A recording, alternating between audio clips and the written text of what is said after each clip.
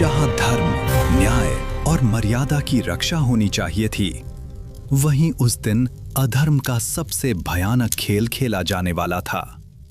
सोने से सजे उस विशाल दरबार में बैठे थे महायोद्धा, गुरु, राजा और महारथी।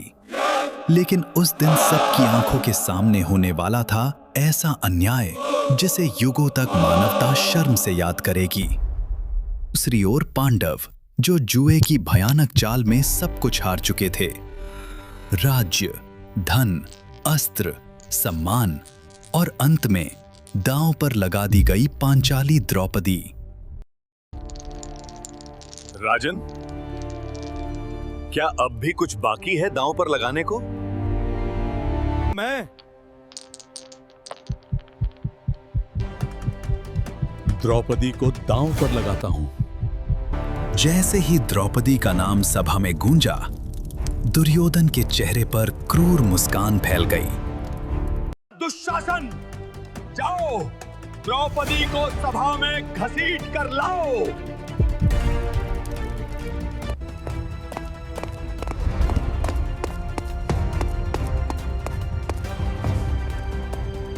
पांडवों की महारानी द्रौपदी अपने कक्ष में अनजान थीं कि उनके सम्मान पर संकट टूट पड़ा है।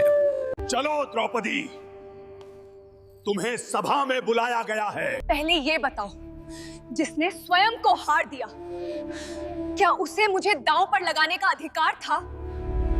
दुशासन ने द्रौपदी को बाल पकड़कर सभा में घसीट लिया।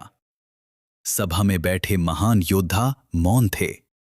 धर्म शर्म से सिर झुकाए खड़ा था। हे सभा के महान पुरुषों, उत्तर दीजिए, क्या मैं जीती गई हूं? जिस स्त्री के 5 पति हों, वो दासी से अधिक कुछ नहीं। कर्ण के ये कठोर शब्द द्रौपदी के हृदय को भेद गए। दुर्योधन के संकेत पर दुशासन ने द्रौपदी का चीर खींचना शुरू किया।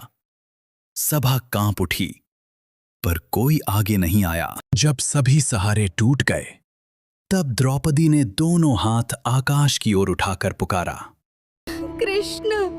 और तभी द्वारका में बैठे कृष्ण की आंखें करुणा से भर उठी। उन्हें याद आया वो छोटा सा साड़ी का टुकड़ा जो कभी द्रौपदी ने उनकी घायल उंगली पर बांधा था। अब समय आ गया है अपना ऋण परिशोध करने का। जैसे ही द्रौपदी ने अपने दोनों हाथ जोड़कर पूर्ण समर्पण किया, स्वयं श्री कृष्ण अदृश्य रूप में वहां प्रकट हुए। दुशासन जितना चीर खींचता गया, वस्त्र उतना ही बढ़ता गया। दुशासन थक गया, उसकी सांसें फूल गईं, पर द्रौपदी का चीर समाप्त नहीं हुआ। ये कैसे संभव है? भीम की ये प्रतिज्ञा ही महाभारत युद्ध की ज्वाला बनी। और दुर्योधन, तेरी जंघा तोड़ दूंगा। उस दिन सभा में सभी ने देखा, जब संसार साथ छोड़ दे, तब सच्चे मन से पुकारने पर भगवान स्वयं रक्षा के लिए आते हैं। द्रौपदी की लाज बची और अधर्म के विनाश का समय निश्चित हो गया। धर्म की जीत ही सच्चाई है और इसी सच्चाई पर मेरी आस्था हमेशा रहेगी। सत्य और न्याय की राह कठिन जरूर होती है, पर अंत में वही स्थायी रहती है।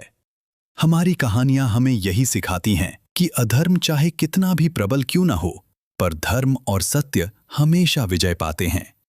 और ऐसे ही समाप्त हुई द्रौपदी की कथा, जो हमें हमेशा न्याय, साहस और आस्था की प्रेरणा देती रहेगी। अगर आपको यह वीडियो पसंद आया हो तो कृपया लाइक और सब्सक्राइब करना न भूलें।